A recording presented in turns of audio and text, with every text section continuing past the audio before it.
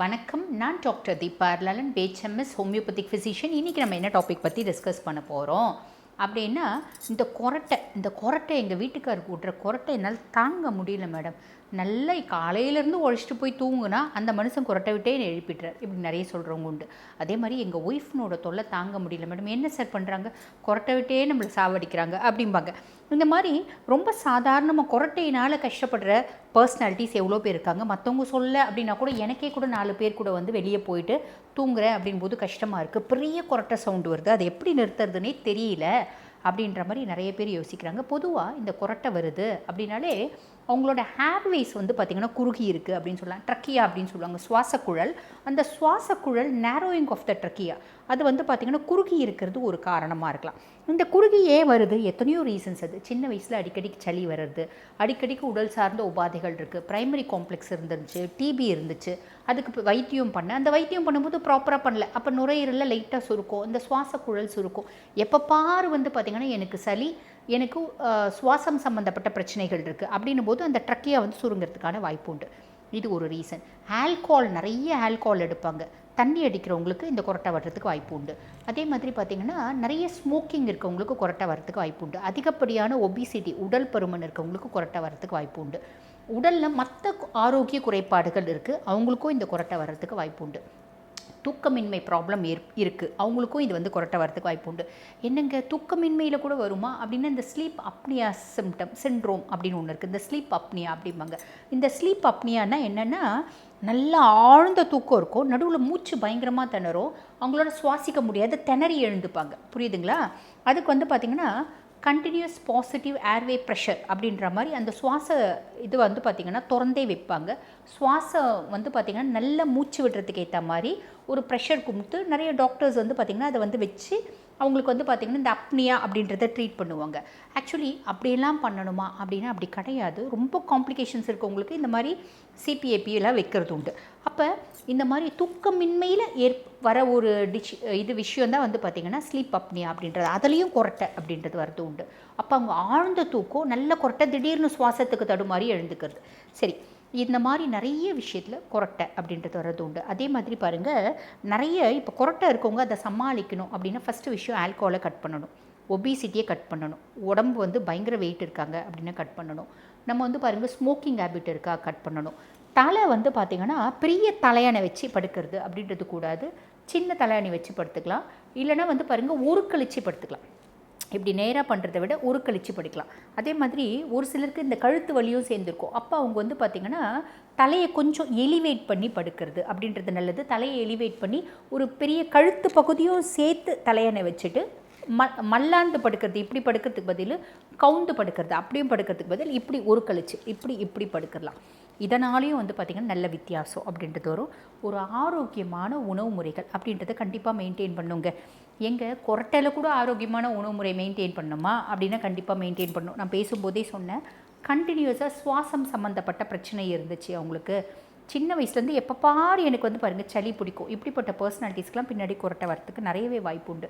அப்போ என்ன பண்ணணும், நம்ம உணவில் சில பல வெஜிடபிள்ஸ், கீரைகள் இருக்குது, அதெல்லாம் எடுத்துக்கணும். பொதுவாக வந்து பாருங்கள் திராட்சை எடுக்கணும். இந்த சுவாசம் சம்மந்தப்பட்ட பிரச்சனை இருக்கவங்களாம் திராட்சை எடுக்கவே மாட்டாங்க. காரணம் என்ன அப்படின்னா, திராட்சை சாப்பிட்டா சளி பிடிச்சிக்குதுங்க எனக்கு அப்படிம்பாங்க. சளி பிடிக்கிறது இல்லை.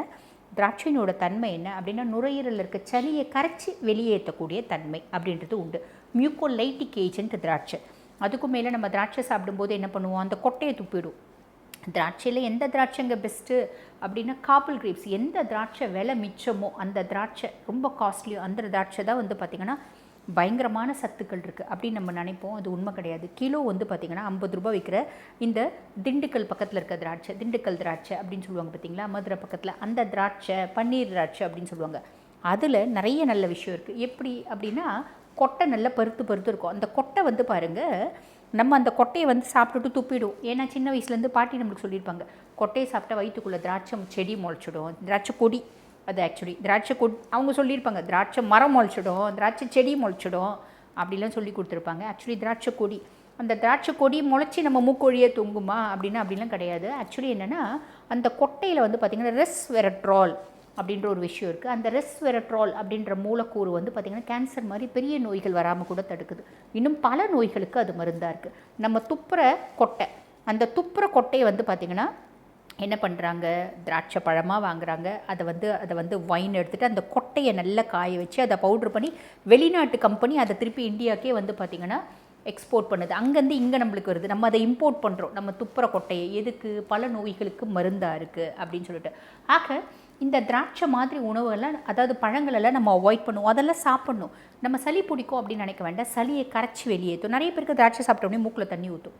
அந்த சளியை கரைச்சி வெளியேற்றும் அந்த தன்மை உண்டு. அதே மாதிரி சாப்பிடும்போது எனக்கு எப்படி பண்ணாலும் ஒத்துக்க மாட்டேங்குதுன்னா, சாப்பிடும்போது உமிழ்நீரோடு கலந்து நிதானமாக அந்த பழத்தை சாப்பிடும்போது நமக்கு அது வந்து பார்த்திங்கன்னா உமிழ்நீர் தான் பெஸ்ட்டு மெடிசன். ஃபஸ்ட்டு அந்த உமிழ்நீரோடு கலந்து சாப்பிடும்போது அது நிறைய நல்லது பண்ணும். ஃபஸ்ட்டு செய்கிற நல்லது என்ன, நுரையீரலை சுத்தப்படுத்தும் திராட்சை. இதே மாதிரி தான் நம்ம தப்பாக புரிஞ்சுக்கினா நிறைய விஷயம் இருக்குது. அது என்ன அப்படின்னா, மணத்தக்காளி நம்ம வந்து பாருங்கள் எடுக்கிறம்போது நிறைய பேர் வந்து அது ரொம்ப கூலண்ட்டு தான். ஆனால் மணத்தக்காளி எடுக்கும்போது சளி பிடிச்சிக்கும் அப்படிம்பாங்க. மணத்தக்காளிக்கு மியூக்கோலைட்டிக் ஏஜென்ட் அப்படின்ற ஒரு தன்மை இருக்குது. மியூக்கோலைட்டிக்னா என்னென்னா சளியை கரைச்சி வெளியேற்றும் அந்த தன்மை இருக்குது. சரி, அதை பற்றி நம்ம ஒரு பதிவாகவே பார்க்கலாம். சரி, இப்போ நீங்கள் சொல்லிட்டீங்க இதெல்லாம் ஃபாலோ பண்ணு அப்படின்னு சொல்லிட்டீங்க. அதுக்கு மேலே இந்த கொரட்டை அப்படின்றதுக்கே நிறைய ஹோமியோபதிக் மெடிகேஷன்ஸ் இருக்குது, ட்ரீட்மெண்ட் இருக்குது. பியாண்ட் தட் நம்ம செய்ய வேண்டியது என்ன அப்படின்னா, நம்மளுக்கு பாடணும், நல்ல பயங்கரமாக பாடணும். என்னங்க நான் என்ன பி சுசீலாவா பாடுறதுக்கு அப்படின்னா, பி சுசீலா ஜானகியம்மா தான் பாடணும்னு இல்லை, நம்மளும் பாட வேண்டியதுதான். என்ன பாட்டுக்கு தெரியுமோ நம்ம கச்சா முச்சான்னு பாடினாலும் அந்த நல்ல சவுண்டாக நம்ம பாடுறோம். நிறைய பேர் சொல்லுவாங்க நம்ம பாத்ரூம் சிங்கர்ஸுங்க அப்படின்னு. எதுவாக இருந்தாலும் நம்ம பாட்டு பாடிக்கினே இருக்கும்போது அந்த கொரட்டை குறையும். ஃபஸ்ட்டு விஷயம். ரெண்டாவது, வவ்வல்ஸ் இருக்குது பார்த்தீங்களா, AEIOU, AEIOU நம்ம பாட்டுன்னு கத்தின்னு இருக்கணும். கத்தும்போது அந்த கொரட்டை குறையும். புரியுதுங்களா? இது நம்ம டெய்லி நீங்கள் பழகி பாருங்கள். ஒரு 21 டேஸ் நீங்கள் செஞ்சு பாருங்கள், கொரட்டை குறையாது உங்களுக்கே தெரியும். அதே மாதிரி பாருங்கள், ஒரு எக்ஸசைஸ் இருக்குது. அது என்ன அப்படின்னா, இந்த நாக்கு இருக்குது பார்த்தீங்களா, நாக்கு நுனியை எடுத்துக்கணும். நாக்கு நுனியை எடுத்து பல்லுனோட உள்ளே இப்படி தள்ளணும். அப்படியே கொண்டு போய் இந்த வாயினோட தாடையினோட மேலே கொண்டு போய் அதை வந்து ப்ரெஸ் பண்ணணும். நாக்கு நுனியை எடுத்துக்கணும், இப்படி கொண்டு வந்து பல்லுனோட, இதுதான் பல்லுனா பல்லை வந்து இப்படியே ப்ரெஸ் பண்ணணும். ப்ரெஸ் பண்ணிவிட்டு நேராக கொண்டு போய் இந்த ஜானோட மேல் பகுதியில் ஒரு ப்ரெஷர் கொடுக்கணும். இந்த மாதிரி ரெகுலராக செய்யும் போதும் கொரட்டை அப்படின்றது குறையும். சுவாச பயிற்சி அப்படின்றது செய்யணும். இந்த மாதிரி நிறைய விஷயங்கள் இருக்கதாங்க செய்யுது இந்த கொரட்டை, இந்த ஸ்னோரிங் அப்படின்றது காணாமல் போகிறதுக்கு அப்படின்னு சொல்லலாம். ஆக இந்த கொரட்டை அப்படின்றது சாதாரணமாக எடுத்துக்க வேண்டாம். திணறுவாங்க, கொரட்டை ஒருன்னு கொரட்டை விடுவாங்க, திடீர்னு திணறுவாங்க. நீங்கள் பார்த்தீங்கன்னான்னு தெரியும். இது ஒரு சாதாரண விஷயம் இல்லை, ட்ரீட் பண்ணக்கூடிய ஒரு ப்ராப்ளம் அப்படின்றத ஞாபகம் வச்சுக்கோங்க. கொரட்டையாக இருக்கும்போதே ட்ரீட் பண்ணிக்கோங்க. பின்னாடி அது பெரிய லெவலில் கார்டியாக் பெத்தாலஜியாக, நுரையீரல் பெத்தாலஜியாக வரத்துக்கு முன்னாடி அப்படின்றது புரிஞ்சிருக்கும்னு நினைக்கிறேன். ஆக இந்த பதிவு உங்களுக்கு பயனுள்ளதாக இருக்கும்னு நினைக்கிறேன். இதே மாதிரி இன்னொரு பதிவில் உங்களை சந்திக்கிறேன். தேங்க்யூ.